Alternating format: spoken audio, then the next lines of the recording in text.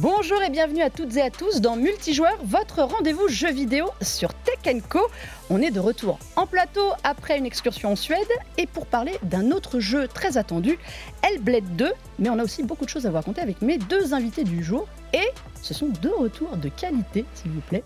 Tout d'abord, Momo. Comment ça va, Mohamed? Salut, ça va? Ouais, ça fait un moment que t'avais pas vu. Oh bah oui, ça fait un petit moment, tu vas bien? Écoute, ça va très bien et toi?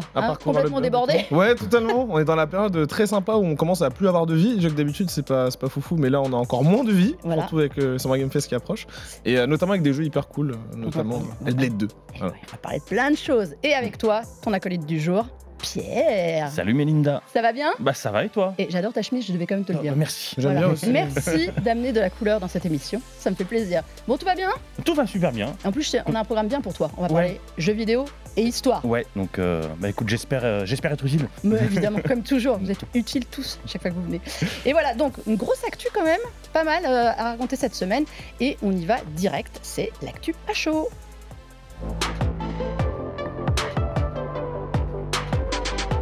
Alors, première actu à chaud, un peu en rattrapage, on va pas se mentir.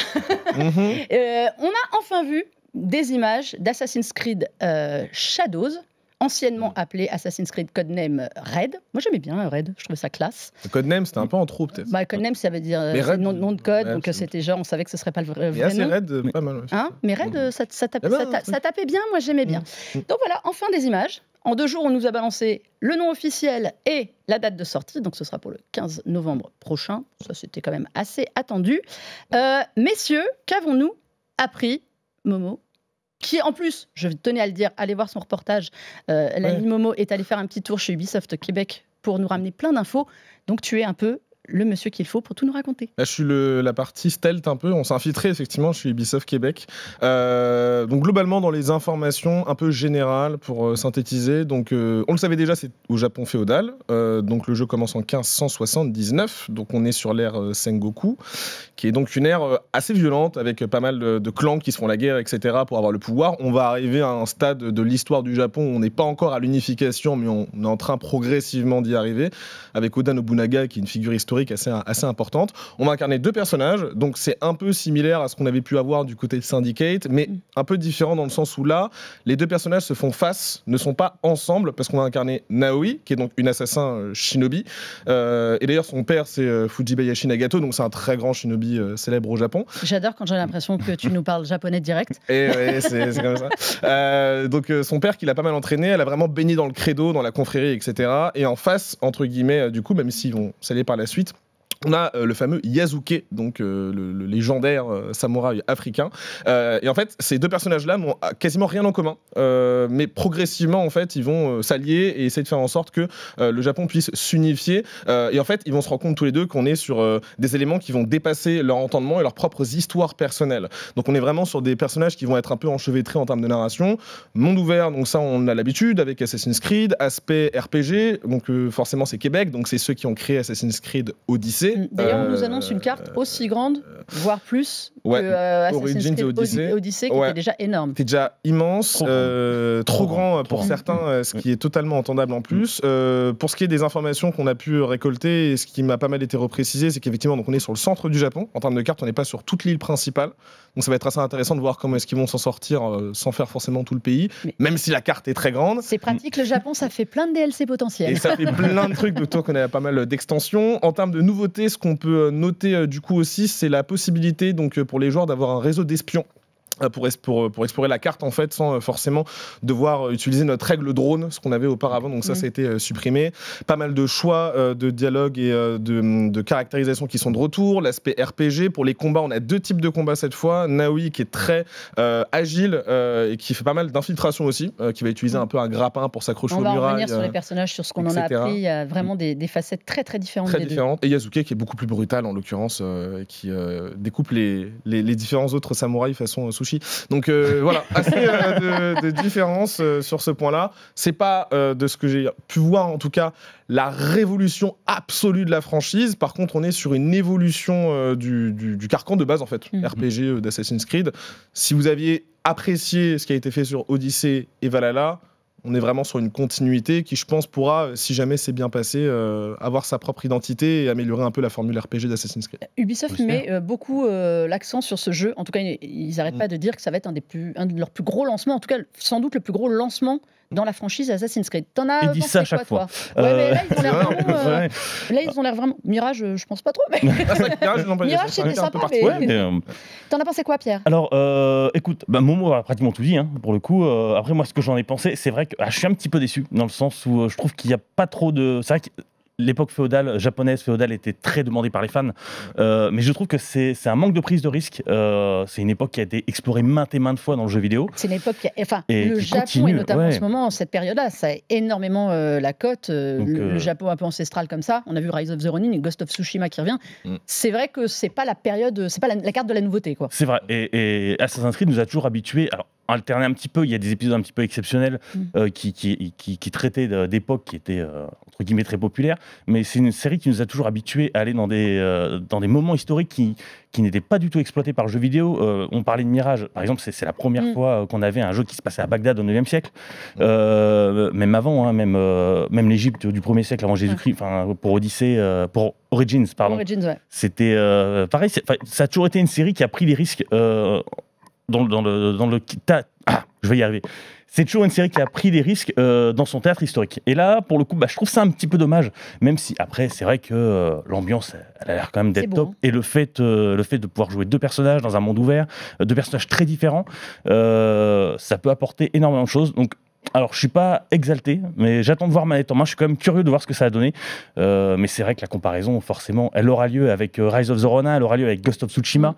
Donc là... On va voir si ça va être à l'avantage d'Ubisoft, mais il y aura fort à faire. Alors, deux personnages, on l'a dit. C'est vrai que dans Syndicate, on avait Jacob et Evie. Quelque part, Québec avait fait sur Odyssey, justement, le coup du deux personnages. Vous choisissiez un peu votre voie. Là, on est sur autre chose. Moi, j'avais vraiment hâte de voir deux personnages jouables avec des caractéristiques différentes. Parce que ce que j'aimais bien dans Syndicate, c'est qu'on avait le frère et la sœur qu'on pouvait jouer, mais c'était un peu tracé. On n'avait pas le choix du moment. Est-ce que là, on aura le choix du moment? Ou ça va être séquencé encore? Tu parles par rapport à l'histoire principale. Alors, pour l'histoire principale... Est-ce que dans les phases de combat, si les fois où ils vont se retrouver à deux ou autre, est-ce que j'aurai le choix de jouer le personnage? Est-ce que si j'ai envie de jouer plus Yasuke, je peux? Est-ce que si j'ai envie de jouer plus Naoe, je peux. En fait, en fonction des... Il y a plusieurs questions qui ont trouvé une réponse, et il y a d'autres questions qui sont sans réponse. Les questions qui sont sans réponse, je vais commencer par ça, elles sont très peu, mais quand même, l'autre question que je me demandais, c'était effectivement, est-ce qu'on peut avoir des séquences de combat avec les deux, où on peut switcher un moment à l'autre du combat pour vraiment varier un peu les trucs. Ça, pour l'instant, on n'a pas de réponse à cette question-là. Par contre, pour ce qui est du switchage, je ne sais pas si ce terme existe, il est présent dans l'open world. Il est à tout moment. Comme ça a été à la Spider-Man 2. À la Spider-Man 2, en quelque sorte. L'autre élément aussi, c'est par rapport aux quêtes. Il y a des trames principales qui sont dédiées à Yasuke, d'autres à Naoe. Par contre, il y a pas mal de quêtes, on me l'a dit en tout cas, qui sont faisables par les deux personnages. Donc en fait, tu approches ça comme tu veux et tu fais tes choix comme tu en as envie. Donc ça, c'est plutôt intéressant aussi. La différence par rapport à un Odyssey, où tu avais Alexios et Cassandra, c'était des choix de sexe, on va dire les choses clairement, mais par contre, les deux étaient diégétiques. C'est-à-dire qu'en fait, ils étaient dans le même truc. Voilà, c'était les mêmes avec des couettes ou pas, quoi. C'était le même truc. Là, ils n'ont pas la même histoire. Yasuke, au début du jeu, en 1579, il vient de débarquer au Japon. Donc, c'est-à-dire qu'il va apporter une vision qui est totalement différente. Naoe, elle est là depuis sa naissance, en fait. Donc, visiblement, on n'est pas exactement sur le même truc. Donc c'est différent d'un Alexos et d'une Cassandra qui sont des, entre guillemets, skins, même si Cassandra est canon dans la licence. Et c'est différent d'un Jacob et d'une Evie qui, eux deux, arrivent en même temps à Londres et qui donc ont une vision particulière. Donc sur ce point-là, j'attends Ubisoft parce que ça fait plusieurs fois qu'ils retentent de mettre deux personnages. Là, en termes de narration, il faudra aller un cran au-dessus quand même. Faut en faire quelque chose. Surtout depuis autant de temps d'attente, quoi. Ouais, c'est clair. Pierre, je voudrais qu'on parle du personnage de Yasuke qui a fait extrêmement polémique après la diffusion du trailer. En effet, comme tu disais, les joueurs attendaient le Japon féodal depuis longtemps. On leur sort un samouraï légendaire. C'est pas un personnage inventé, ça faut le dire. Non. Faut le dire quand même. C'est un personnage qui existe dans la légende japonaise. Pourquoi est-ce que ça fait polémique ? Pourquoi la raison elle est simple, c'est parce que le personnage il est noir tout simplement, et que c'est vrai qu'il y a beaucoup de sur Internet on voit beaucoup de gens qui se lâchent un petit peu sur la parole raciste, et malheureusement... Mais il existe. Il existe, et c'est même, j'irai même plus loin, c'est même le seul personnage principal d'Assassin's Creed qui existe, qui a vraiment existé. Tous les autres personnages principaux, c'était des inventions, ils interagissaient avec des figures historiques, mais ils n'existaient, c'est pas des vraies figures historiques. Là, Yasuke, c'est le cas. C'est un personnage, alors, tu disais légendaire, on sait qu'il existait. Ça, les sources sont vraiment... C'est la portion samouraï. Oui, voilà. En fait, on n'arrive pas trop à retracer un petit peu son parcours. On le perd un peu de vue au bout de quelques années. Mais on sait que c'est un personnage qui a existé et on sait que c'est un personnage qui a créé beaucoup de légendes autour de lui au Japon. Parce que c'est vrai que c'était le premier, voire le seul samouraï noir qu'il y a eu dans l'histoire japonaise. Mais ils sont incertains sur le fait qu'il était vraiment samouraï ou est-ce qu'il accompagnait Oda et... En gros, il n'était pas porteur d'eau, je ne veux pas dire ça. Oui.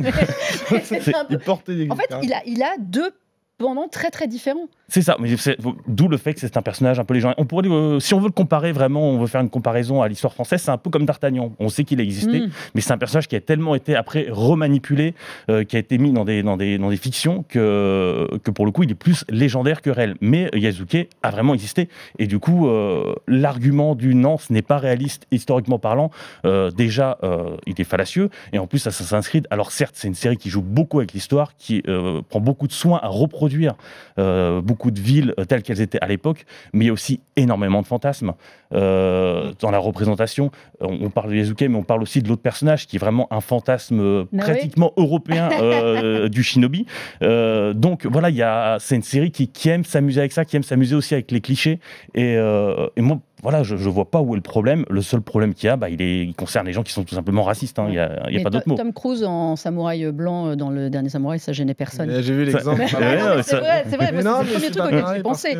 C'est vrai que s'il n'est pas samouraï, tout de suite, ça perd son intérêt quand même dans le jeu. Hein, oui. Mais on sait qu'il y a une série qui arrive, et on sait aussi, à mon avis, de ce qui était murmuré, que ça irait un peu de biais par rapport aux histoires de samouraï. À mon avis, le Yasuke, on va le retrouver dans la série Netflix. Ah, tu penses ? Franchement, je le sens venir. La théorie posée comme ça, tu me sens venir gros comme une maison. Franchement, la série, elle arrive en fin d'année. Tu vas en biais comme ça? La série, c'est sur Netflix quand même ou Disney? C'est sur Netflix. Pour l'instant, il n'y a pas de date. Mais par contre... Je crois que c'était fin d'année. Non, ils n'ont pas dit clairement, mais par contre, tu penses que ce sera Japon Total. On en reparlera du coup. Ouais, on en parlera. Théorie intéressante que tu viens de jeter comme ça. Non, mais je sais pas, je trouve qu'il y a une cohérence de ne pas le balancer justement... Enfin, on sait qu'ils travaillent ensemble, je vois pas, je trouvais ça... Ou alors ce serait Naoé, on le verrait un petit peu dedans. Mais ou alors ce serait une période historique. À mon avis, il va apparaître dans la série. Ça sera une période historique. Écoute, on prend les paris. On verra. On verra, mais pour le coup, intéressant. Mais voilà. Bon, messieurs, je voulais qu'on parle de la ferme économique d'Ubisoft, mais on va pas avoir le temps parce qu'on a fait le temps sur... Tant pis, on en reparlera. Non, je voudrais qu'on parle quand même d'Hellblade. Parce que Hellblade 2, c'était un peu la grosse sortie de la semaine. Senua's Saga Hellblade 2. 7 ans après Senua's Sacrifice. Donc voilà, Ninja Theory revient et nous balance Senua avec tous ses problèmes. Ça va pas mieux dans sa tête. Compliqué. Qui se risque à me résumer Hellblade 2? Allez, Pierre, c'est ton tour. Hellblade 2, donc c'est la suite de Hellblade Senua's Sacrifice, comme tu l'as dit. On retrouve l'histoire de Senua. Après le premier épisode où elle allait chercher l'âme de son amant dans Hell, donc dans l'enfer nordique, là on est sur un tout nouveau chapitre. Senua donc s'embarque comme esclave de vikings en Islande pour aller se venger un petit peu des Vikings qui ont détruit son village quand elle était jeune. Donc on repart exactement sur la même formule, mais vraiment plus poussé, que ce soit graphiquement, que ce soit dans la narration aussi. Mais voilà, si on a joué au premier Hellblade, on est vraiment dans nos petits chaussons, on est en terre inconnue. Ninja Theory nous donne exactement ce qu'on veut, avec une maîtrise de la narration qui est aberrante. Vraiment, on est sur un jeu extrêmement cinématographique et surtout qui est magnifique. Alors, je sais pas pour vous, moi, je le fais sur PC et je m'arrête toutes les 30 secondes pour prendre des screens. J'ai reçu incroyable. Des screens parce que j'ai quelqu'un à la rédaction qui le fait sur PC. Il me dit, mais mamma mia. Non, mais, alors, encore mieux que sur Xbox Series. Je suis assez d'accord. Je regardais JVcom. Je suis assez d'accord. Pour moi, c'est un des plus beaux jeux, voire le plus beau jeu de cette génération. J'ai fait un truc, c'est scandaleux, ne criez pas tous déjà au scandale. J'ai joué en cloud gaming sur mon smartphone. Voilà. Non, mais c'est scandaleux. Non, mais arrêtez. Oui, c'est scandaleux. On va s'en aller. Non, mais vive les transports en commun. Mais j'avais l'impression de regarder une série Netflix, les gars. J'étais vraiment, et je sais que le mec qui était à côté de moi, qui se demandait ce que je foutais, parce que c'est pas que c'est un peu violent, mais c'est un peu violent quand même. J'avais l'impression de regarder une série Netflix. Il est d'une beauté, ce jeu. Alors, avec l'ami Momo, nous sommes des comparses de voyage pas mal en ce moment. Nous sommes allés faire un tour à Cambridge chez Ninja Theory quand ils étaient en train de finir le jeu, et on nous avait montré justement les graphismes, et on s'était dit, ouais les gars, c'est du PC, ça va quoi, arrêtez de nous mentir. Et pas du tout. Pas du tout, on n'y a pas cru. Désolé messieurs, chez Ninja Theory. C'était magnifique, le travail sur la lumière, le travail sur la brume, l'effet de brouillard, les décors. Enfin, honnêtement, ce jeu est magnifique. Après, on va en parler, l'histoire est dans la droite lignée. Moi j'ai adoré parce que c'est le genre de jeu narratif que j'aime bien et je trouve qu'il manquait vraiment à la Xbox. Momo, t'en as pensé quoi? Je sais que tu l'as fini toi. Moi j'ai pas encore fini, j'avoue. Il manque une petite heure. Longtemps. Non, franchement, honnêtement, je pourrais dire qu'il est parfait, mais aucun jeu n'est parfait pour moi, mais il est sur beaucoup de points, je trouve. Après, évidemment, il y a des points qui sont effectivement à redire. Je pense certains qui avaient dit voilà la répétitivité de certains combats, etc. Mais en fait, le truc, c'est que je trouve que c'est un jeu qui est vraiment juste dans pas mal de trucs qu'il aborde et pas mal de trucs qu'il met en scène déjà. Et on l'a déjà redit à de maintes reprises, mais graphiquement, j'ai pas pris de claque pareil depuis le début de la génération, très sincèrement. En termes de mise en scène, c'est vraiment impressionnant. En termes de sound design, c'est un truc de zinzin. Le son binaural, c'était déjà dans le premier, était bien. Là, on est dans un niveau au-dessus de ces voix. Pour ceux qui ne savent pas ce qu'est le son binaural, c'est vraiment l'effet, pas 360, mais de spatialisation, où les éléments sont à la place, où vous devez les entendre. Parce que la stéréo est quelque chose de pas naturel. C'est super, mais c'est pas du tout naturel. Et là, les voix que Senua a dans sa tête, avec l'effet binaural, ça donne une dimension angoissante et anxiogène supplémentaire. Là, il y a un travail sur le son qui est fou. Mais que ce soit visuellement ou en termes d'audio, on a vraiment passé un cap. Et là, pour le coup, ça va être difficile de faire un jeu Unreal Engine 5 dans le futur sans être comparé à LB2. Il sera comparé. C'est un nouveau standard avec ce moteur-là. Après, standard de la génération, il le sera aussi, même si d'autres studios vont emboîter le pas. Je pense à d'autres studios type Rockstar, type Naughty Dog, etc., qui ont l'habitude de nous mettre des tartes dans la figure aussi, à leur manière. Rockstar Open World, Naughty Dog moins Open World. Mais c'est vrai que là, pour la première fois en 4 ans de génération, on est face à un jeu où on se dit ok, là vraiment on est arrivé à un stade où c'est le vrai jeu next-gen qu'on voulait au début de l'arrivée des consoles. On va pas se mentir. Tu sais, quand je vois le jeu et quand on y joue, je repense au trailer de Reveal qui a été balancé à côté du trailer de la Xbox Series X et on se disait oui bon un jeu comme ça, oui c'est CGI alors qu'en réalité c'était in-engine mais c'était pas encore in-game. Mais moi je me disais ok, on peut conserver un doute. Là, aujourd'hui, quand on voit le travail que Ninja Theory a fait, qui est un travail d'orfèvre, avec un moteur qui a déjà fait ses preuves et qui a déjà époustouflé tout le monde. Ils ont custo aussi. Ils ont vraiment travaillé à fond là-dessus. Franchement, c'est vraiment impressionnant, tout ce qui a été fait là-dessus. Il n'y a pas que ça, il y a la beauté des animations, la beauté des animations faciales, surtout. C'est impressionnant. Quand on combat un viking, quand on est plongé dans le combat, on le voit vraiment se tordre de douleur, c'est assez impressionnant. Tu fais le mode photo, moi je l'ai fait régulièrement. Dans des séquences d'action où un joueur n'est pas censé faire pause, je te jure, tu zoomes sur la tête de Senua ou sur la tête d'une personne. C'est les animations faciales, la crispation du visage de Senua ou d'autres éléments, t'es en mode mais c'est pas possible. Genre. Non, puis les cheveux des personnes, enfin c'est un truc. Les yeux de Melina Jurgens, qui a quand même ce regard perçant, angoissant. Là, vraiment, parfois j'avais vraiment l'impression qu'elle était là. C'était elle. Et c'est vrai qu'on ne différencie pas désormais les cinématiques du jeu. En plus, il y a une vraie continuité quand on va au combat. C'est-à-dire que c'est pas ok, on avance, hop, un petit coup de cinématique pour vous dire que vous allez bastonner et ça part. Non, ça part direct. Non, là-dessus, j'ai trouvé vraiment que le jeu était impressionnant de réalisme. Non, on arrive à un truc. Je ne sais pas, en effet, les jeux qui arriveront derrière, ce qui sera. Après, on a un souci, c'est vrai, c'est l'histoire. Moi, j'ai adhéré à l'histoire. Moi aussi, mais après, je peux entendre aussi les joueurs qui étaient pas trop chauffés là-dessus en se disant peut-être que c'est pas une très très grosse amélioration. Effectivement, je peux totalement entendre ce truc. J'ai juste un petit souci, moi, à titre perso, c'est pour ça que je disais qu'il était quasi parfait, mais voilà. Le chapitre 1 est très lent.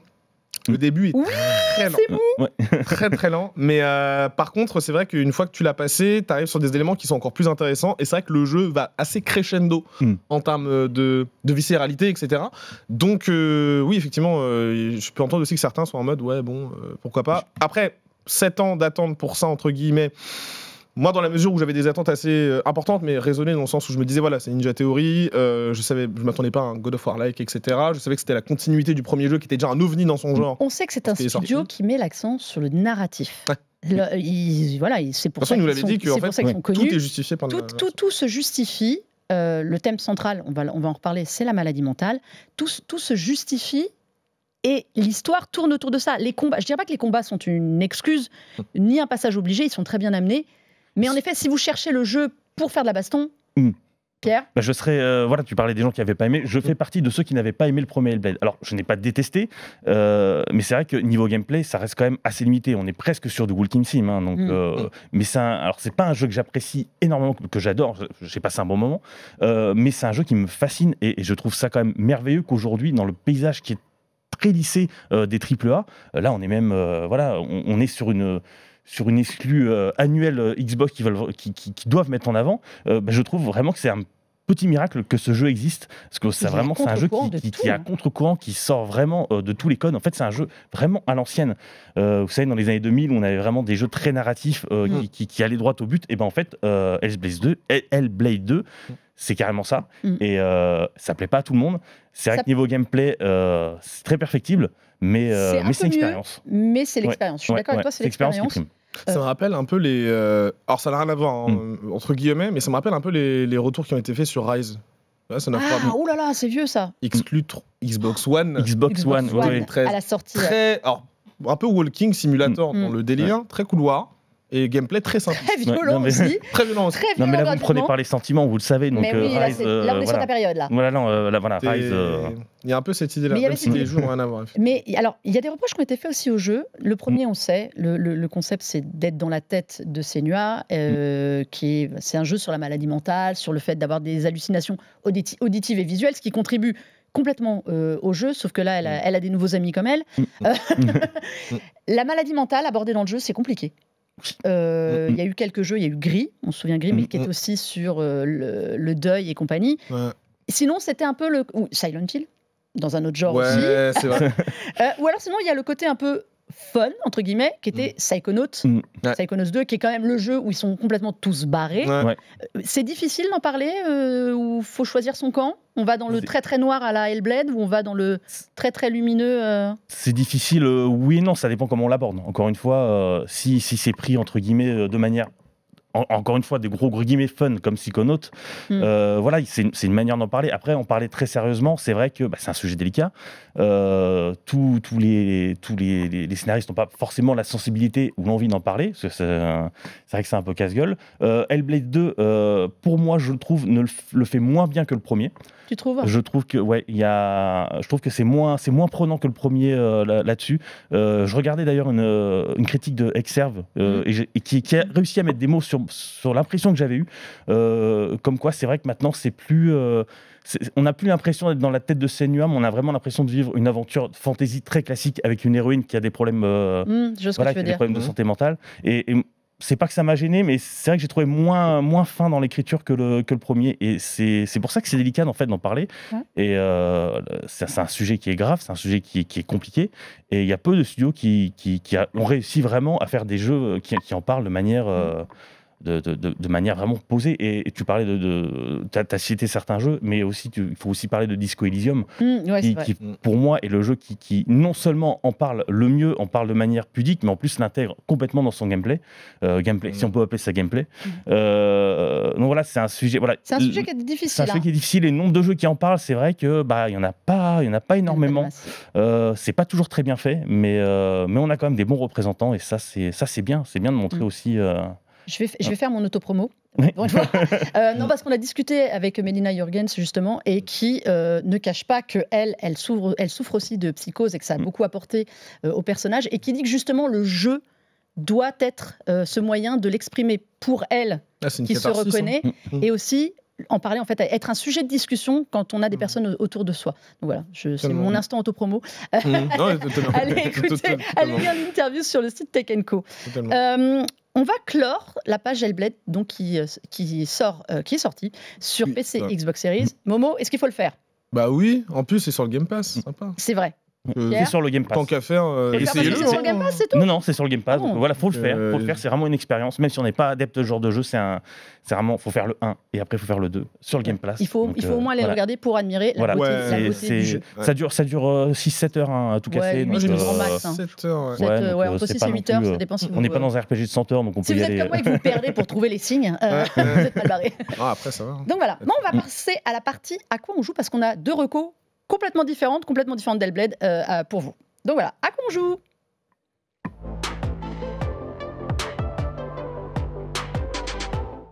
Et oui, et je vais faire honneur à mon invité. Allez, mais Nickel. oui, vous êtes 2. Et toi, tu voulais parler de Homeworld 3. On a un petit peu de temps, on parle, a un petit peu de temps. Vite fait, tu peux en parler. Alors, et moi, j'irai vite sur la mienne. 3, là, on est vraiment sur du jeu de PCiste velu. Pour le... De sauvage. Oui, de sauvage, voilà, de jeu de PCiste où quand on ouvre la porte de la chambre, ça sent, ça embaume. C'est un RTS spatial. C'est vrai que ça fait 20 ans qu'on attendait la suite de Homeworld 2. C'est un jeu qui est très complexe, qui a beaucoup de mécaniques. C'est vrai que moi, j'ai moins le temps d'y jouer, donc c'est vrai que j'ai pas eu le temps de m'y plonger autant que je voulais, mais c'est un jeu qui est envoûtant, qui a une ambiance incroyable. On peut vraiment avoir peur de toutes ces mécaniques, de toutes. C'est vrai que c'est pas accueillant comme jeu. Hein. Il y a beaucoup de choses à retenir, mais je trouve que c'est un jeu qui guide assez bien le joueur. Il y a une campagne solo qui est vraiment top. C'est un peu difficile, faut pas hésiter à apprendre de ses échecs aussi, mais non, si vous êtes un adepte du genre, si vous voulez vous remettre dans les RTS, surtout les RTS spatiaux qui sont très particuliers, hein, là on est vraiment sur un plan en 3 dimensions, donc non, c'est vraiment un super jeu, et surtout c'est super beau. Voilà. Donc encore une fois, un très beau jeu, c'est vrai. Encore une fois, on est sur, on parle que de beaux jeux aujourd'hui. Oui, mais t'inquiète pas, je vais finir en beauté. Tu te demandes de quoi je vais parler, Momo? J'ai oublié. Moi, je m'adresse à tous les gens qui seront en dépression après avoir joué à Hellblade 2, qui veulent un peu de douceur dans ce monde de brut. Et ben moi j'ai joué à Little Kitty Big City. Ah oui. Ouais les gars. On change totalement de registre là. C'est un crossover improbable entre Stray et Untitled Goose Game. C'est vrai. Stray pour le côté petit chat mignon qui se balade, mais qui avait pas grand chose à faire, on va se mentir. Et Untitled Goose Game pour les oies cassent gentiment. Voilà, donc c'est un jeu dans lequel vous incarnez un chat qui ne fait rien de ses journées à part se casser la figure et se retrouve en bas de son immeuble complètement perdu et se demande comment il va devoir remonter. Et pour ça, il va mettre un souk absolument phénoménal. Et on peut aussi lui mettre des jolis petits chapeaux pour ceux qui voient les images. Attaquer des oiseaux, mais on ne les tue pas.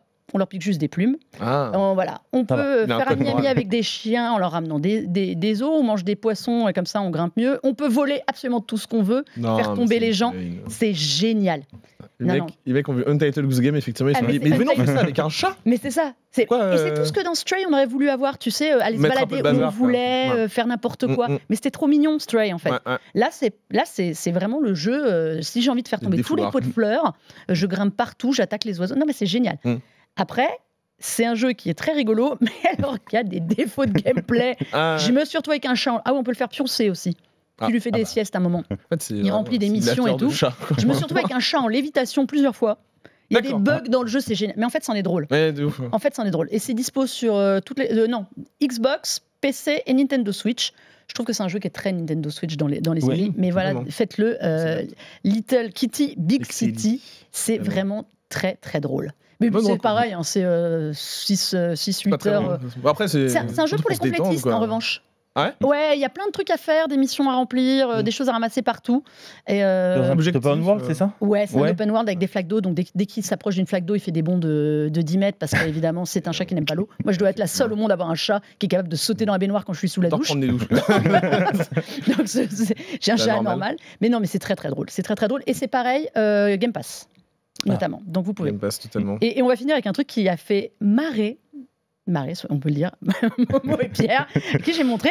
J'ai passé mon week-end à monter une Xbox 360, la console qui n'est plus produite depuis X années. Mais qui est incroyable, achetez cette console. Mais voilà, c'est Megablox qui a fait ça en partenariat avec Xbox, donc une petite Xbox 360, avec sa petite manette. Et regardez, normalement, je ne sais pas si on va voir, mais elle peut s'allumer, le petit bouton s'allume. Là aussi, j'ai toujours peur de tout péter en appuyant dessus. Mais c'est insane. Voilà. Est-ce que ça veut bien? Parce que j'ai peur à chaque fois de la casser, mais on verra pas. Normalement, j'ai oublié. Ça s'allume en vert, hein, pas en rouge. Ouais, non, ça s'allume en vert. Si c'est rouge, c'est rouge, c'est chaud. Rouge, c'est quand j'ai fait comme la dernière fois, j'ai passé des heures à commencer à la monter et j'ai tout éclaté. Ah, c'est le Red Ring of Destruction. Mais voilà, non, c'est très drôle, ça coûte 150 €. Elle est aux 3/4 de la vraie taille. Mais c'est voilà, une vraiment réplique de la 360. C'est pas Lego, c'est méga, hein, vraiment. Mais elle est stylée. Hein, par contre. Et surtout, là, je ne vais pas le faire parce que j'ai tellement peur de tout casser. Elle s'ouvre et à l'intérieur, vous avez vraiment le lecteur CD, et quand il y a la boîte du jeu Halo que vous pouvez mettre, vous mettez le petit CD qui est fourni, et il y a des LED à l'intérieur qui s'allument. Ils sont éclatés. Ils sont éclatés. C'est inutile, mais c'est rigolo. Non, mais c'est beau. Voilà. C'est autant d'heures, je pense, de montage que Hellblade. C'est ça. Hellblade 2 et Little Kitty Big City. Faites votre choix. C'était rigolo pour les fans de la 360, de FA 360. Excellente console. Totalement. Bah, je vais la voler juste après l'émission. Voilà, discretos. Tout le monde comme ça, personne ne le saura. C'est ça qui est bien. Totalement. Je viens de le dire en émission. Bon, on est arrivé au bout de cette émission, messieurs. Déjà? Mais ouais, évidemment, il faudrait qu'on fasse une partie 2. On avait tellement de choses à dire. On sera obligé de reparler de Assassin's Creed Shadows au moins. Ah bah oui. Voilà. Donc, Momo, merci d'être venu. Merci on te retrouve où? Jeux vidéo magazine, chaîne et tout, partout. Comme d'habitude, Jeux vidéo magazine sur YouTube, TikTok, voilà. Tout, avec un été qui s'annonce chargé. Très. Aussi. Ça va être très sympa. Pierre, on va te lire. Sur Phone Android, avec un mois de juin qui sont chargés aussi. Ouais. Il y a beaucoup de choses qui arrivent. Summer Game Fest, il y a le Computex aussi qui arrive. Computex, mais oui, tu es sur tous les fronts comme moi. Il n'y a pas que le gaming, il y a la tech aussi dans la vie. Mais en tout cas, merci à vous toutes et tous d'avoir regardé cette émission. Vous pouvez nous retrouver en multidiffusion sur la chaîne Tech & Co, en replay sur le site Tech & Co et sur YouTube, et évidemment en podcast partout dans toutes les bonnes crèmeries. Et on se dit à la semaine prochaine pour embrayer sur ce fameux mois de juin qui va être bien chargé. Jouez bien!